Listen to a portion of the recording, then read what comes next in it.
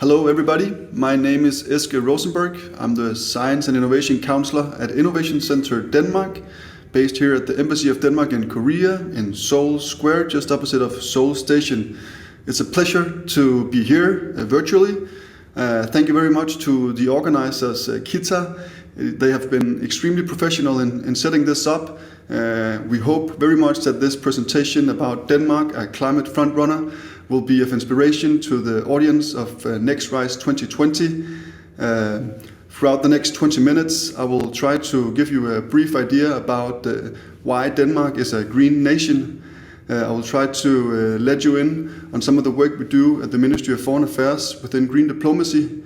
And I will also try to share a few slides in the end about what we do at Innovation Center Denmark to bridge the innovation ecosystems of South Korea and Denmark. So first, let's get things straight. This is Denmark. It's a small country in Europe, just north of Germany, east of UK, and southwest of Sweden and Norway. It's a peninsula and a bunch of islands, and with a long coastline, just like South Korea. We have around half the size of Korea in terms of square meters. We are around 5 million inhabitants. And the capital is Copenhagen. We have our own currency, Danish krones, which is fixed to the euro. We speak Danish, but 9 out of 10 also speak English or Danglish, like what you will hear from me today. We are members of the European Union, NATO, and something we call the Nordic Council of Ministers that represents the Nordic countries in Scandinavia. The unemployment rate is presently 5.4%, which is up 1.3 from January, so that is due to the COVID-19 pandemic. In terms of Korea and Denmark, there's a 7-hour time difference to keep in mind during the summertime, and during wintertime it's up to 8 hours. 1/3 of us lives in apartments. That means that 2/3 live in houses, low-rises, with access to a garden and a lot of fresh air.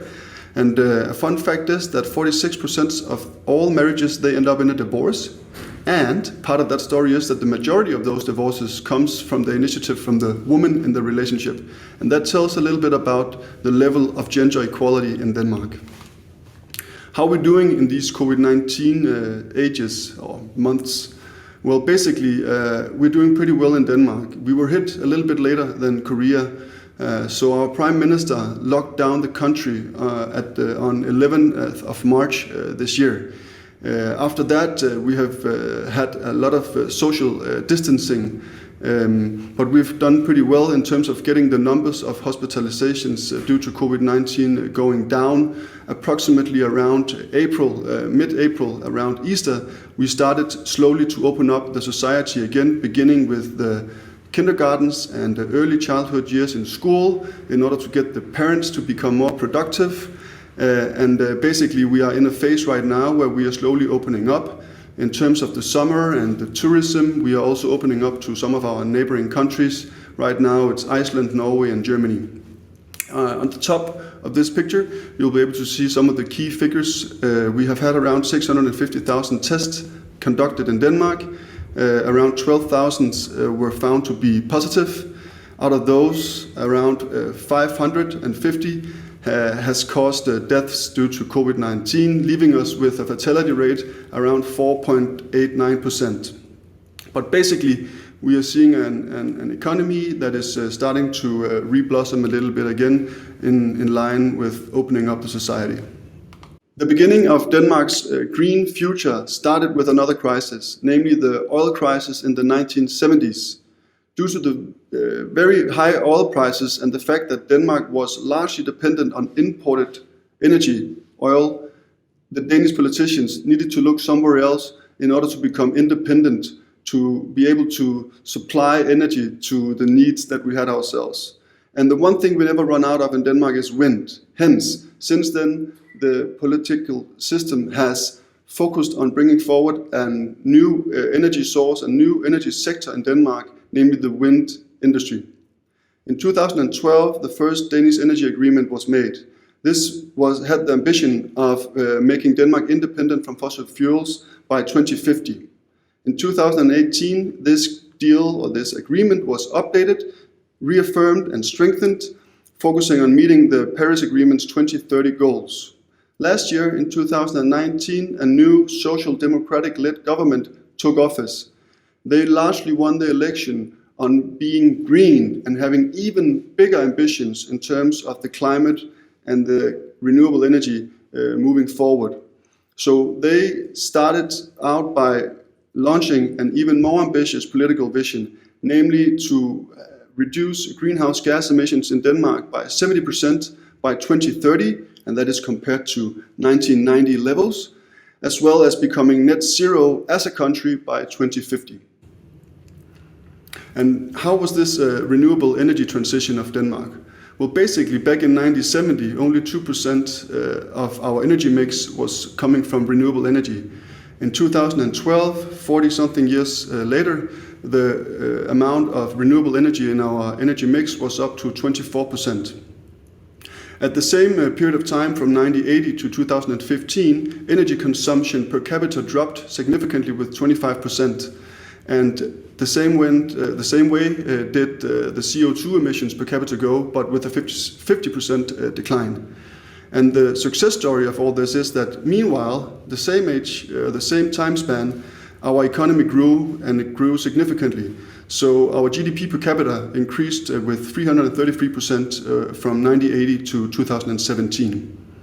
You'll be able to see a picture of the development of Denmark's energy mix from 1970 to 2015. The gray cohort is the amount of renewable energy coming from wind.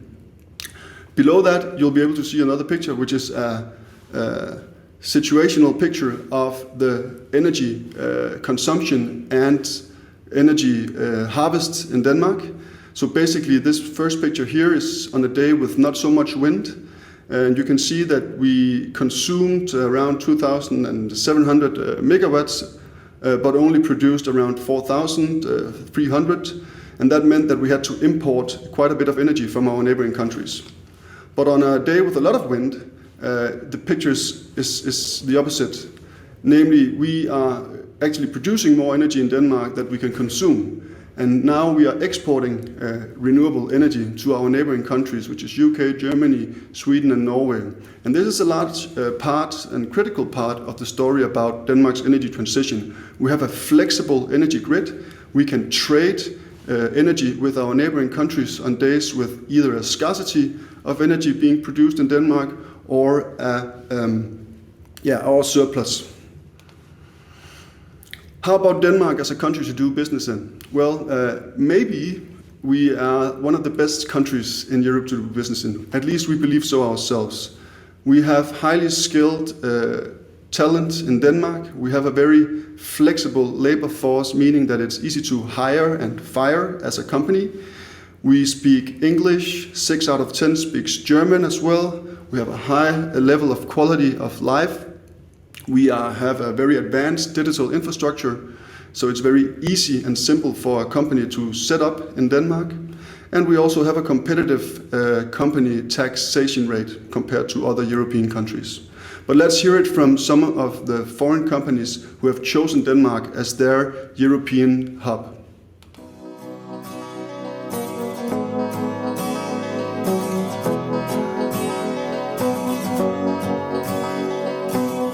Decided to come to Denmark because Denmark is a business-friendly country and because it's the ideal gateway for the Scandinavian market as well.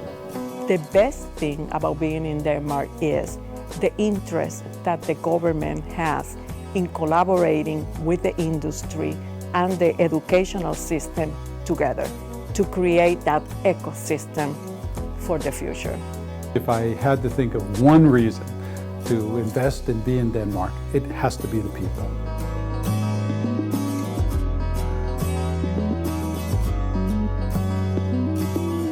Welcome to Denmark. Welcome to the perfect hub for Northern Europe. Welcome to world-class talent and cutting-edge innovation. Through its many years of strong focus, Denmark has become an international leader with sustainable technologies. And now, Denmark paves the way forward as the first country in the world to commit to becoming entirely fossil fuel-free by 2050. The Danish life science industry covering both biotech and innovative medical technologies, has developed into one of the strongest clusters in Europe. It is a rare international example of how to turn academic knowledge successfully into commercial business. Denmark is a front-runner within information and communications technologies. Here you will find a world-class IT infrastructure, universities and companies with an impressive track record of innovations, and dedicated early adopting consumers. Despite the country's small size, Denmark is home to one of the world's largest shipping industries, benefiting from a uniquely stable and favorable regulatory framework. Moreover, the offshore industry within wind and wave energy is at the forefront globally. Across all fields, acclaimed Danish design goes far beyond aesthetics. With a strong emphasis on user-driven innovation, Danish design improves people's lives and gives commercial products a competitive edge. Invest in Okay, so let's deep dive a little bit into the Danish positions of strength in terms of research, technology, and business strength. This picture on your left-hand side shows the areas where Denmark is having the largest production of research measured on publications and impact. And as you can see, number one, with more or less no competition, is within health. So that's pharma, bioscience, health tech, so on and so forth. We have a large production of publications from our research environment in Denmark. But number 2 and 3rd on that list is, as you can see, energy and climate related. On the right-hand side, you'll see top 5 Danish technology strongholds measured on patents and patents implications. And this is all from 2014 to 2018. And green energy is one of the strongest areas where we see a lot of patent activity from Danish companies and scientific environments. This picture shows the relationship between the research strength, the technology strength, and the business sectors. So the more interconnected these different areas are, the more activity is going on between the research environment and the industry sector. And basically you can see that within advanced machinery, and green technology, there is a lot of activity going on with a lot of lines connecting the different areas. But of course also within pharmaceuticals and biotechnology, as well as ICT. If you look at Denmark in comparison to our European competitors or friends in the European Union, you can see on this chart how Denmark is ranked in terms of business sector strength. And as you can also see, number 2 on this list is within environmental technology, where Denmark is competing with Germany and Czech Republic of being the most competitive country within these areas. These are some of our well-known global brands. We have Maersk, the biggest shipping company in the world. Within life science, we have Novo Nordisk, who is the biggest insulin producer in the world, and Lundbeck. Within clean tech, we have Vestas producing windmills. We have Ørsted, a huge energy conglomerate. We have Lego, that I'm sure that most of you know as well. And we have also a large financial institution, Danske Bank, which has subsidiaries out over the most of Europe. But what about our startup ecosystem? This picture is more or less giving you the overview, but I know that you cannot see it from where you are right now. So instead, I would like you to maybe check out heyfunding.dk and get an overview of yourself, depending on whether your interests are in finding investors or finding startup collaboration partners or maybe facilitators of the ecosystem. This map should guide you to the right people. Basically, from the helicopter point of view, the startup scene in Denmark is in okay shape. We're doing pretty well, and we're on a rapid move to become one of the hotspots of Europe. Last year, we were named the 4th best entrepreneurship ecosystem in the world by the Global Entrepreneurship Index. Same year, we were ranked 7th on the Global Innovation Index. We have the 4th most digital advanced economy in the European Union according to the European Mission. We are the fastest growing startup ecosystem in the Nordics.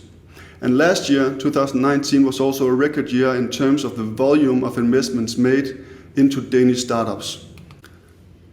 This picture I love to show to Korean investors and startups when explaining the Danish ecosystem's current state.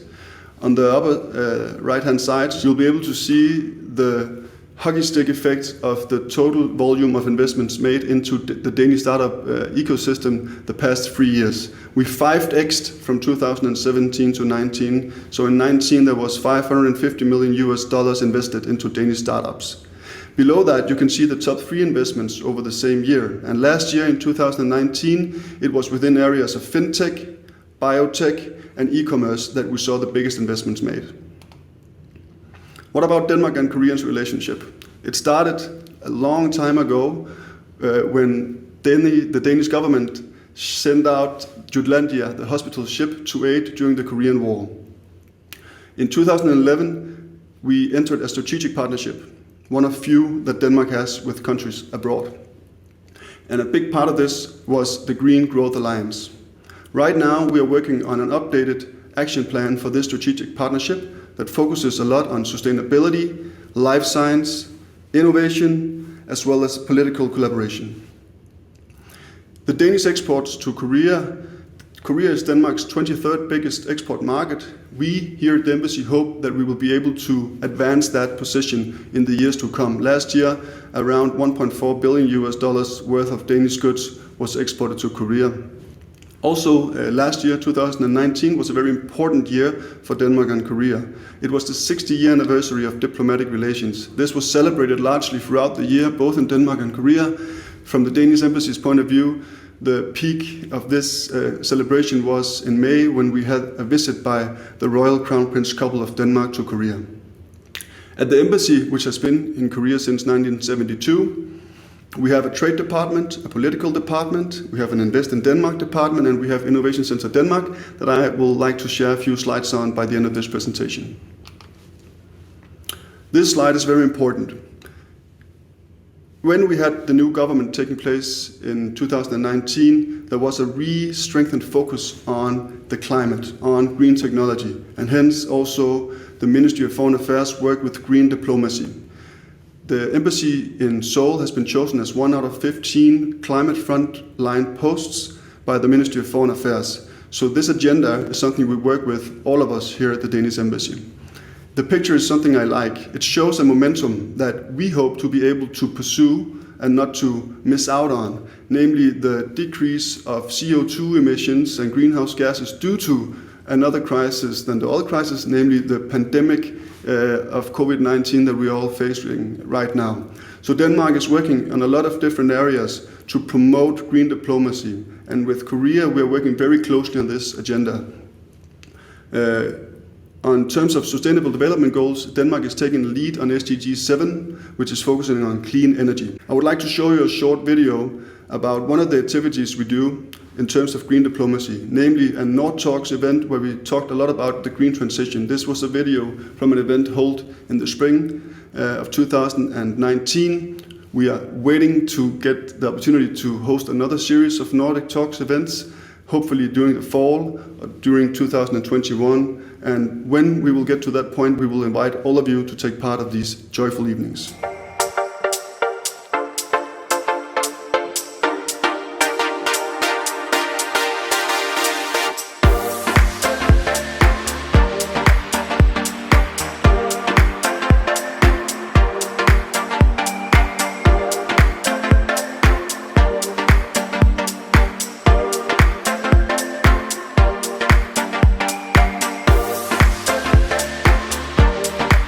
We actually saw that climate change was happening here and now. It's not something that is happening in the future, it's happening now. Moving into the green sector and industry and technology also represent an opportunity. Denmark, Nordic countries, Korea, we are developed countries and we possess a lot of know-how, a lot of technology, and if we pool all of this knowledge together, we can solve many things and we can bring this planet also to become a better place. We can actually be front runners. Korea has the potential to be a leader in renewable energy.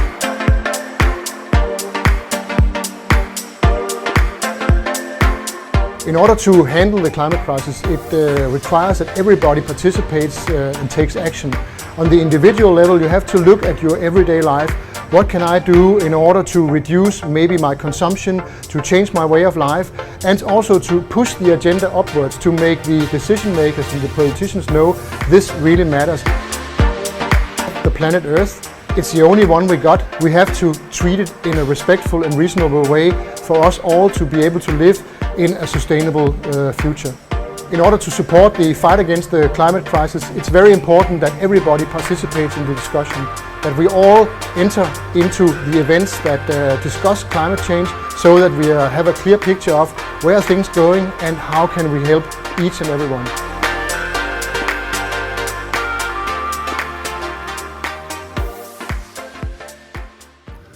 Okay, but what do we do here at Innovation Center Denmark?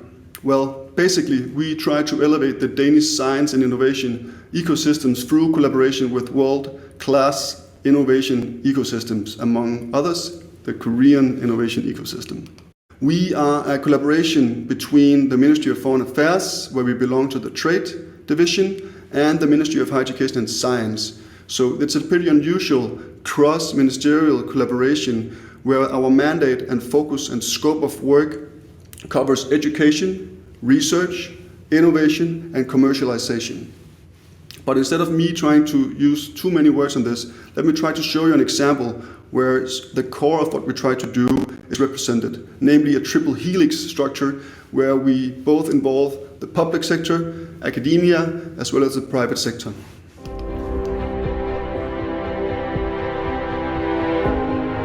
To address the global challenges that we are facing today, we need to bring in the next generation to show us new radical ideas and solutions on how we can meet the global goals for a sustainable future.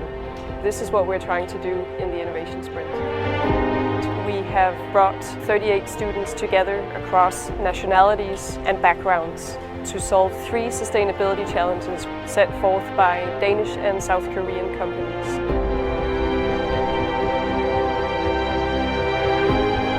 Challenge is not just about money, not just about profitability. You should also think about social value, value for the people, value for the society, value for the earth.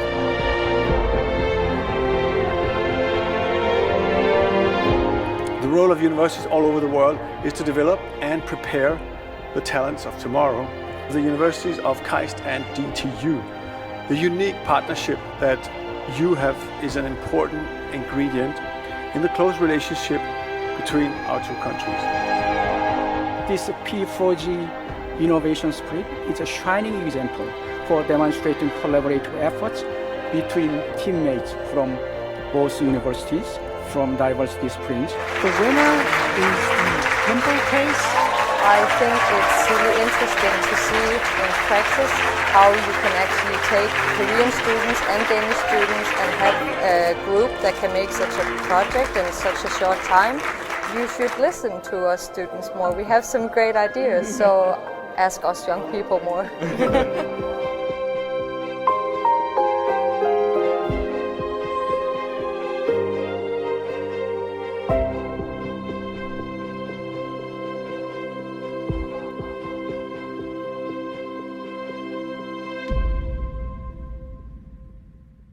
We are based in Silicon Valley, Boston, Sao Paulo, Munich, Tel Aviv, India, Shanghai, and Seoul, and of course also in Copenhagen, where we have our headquarters. And basically, from these frontline positions, we try to tap into the knowledge and innovation ecosystems, bring back knowledge, find the right opportunities for Danish companies and research institutions, match people up, and increase innovation capacity with win-win outcomes for the involved parties. So basically, we try to help our customers and partners develop, mature, and commercialize ideas and innovations throughout the world. We focus on life science, tech, as well as sustainability. We have a number of different offers, programs, and services, primarily targeted Danish stakeholders, but we also work on the other way around sometimes, and in the past we have worked with Korean startups and Korean entities, helping them to find the right partners in the Danish ecosystem. If you bracket it up, we work with advisory, learning, intelligence, and incubation. With that said, I would like to thank everybody for listening in on this narrative about Denmark, a climate front runner.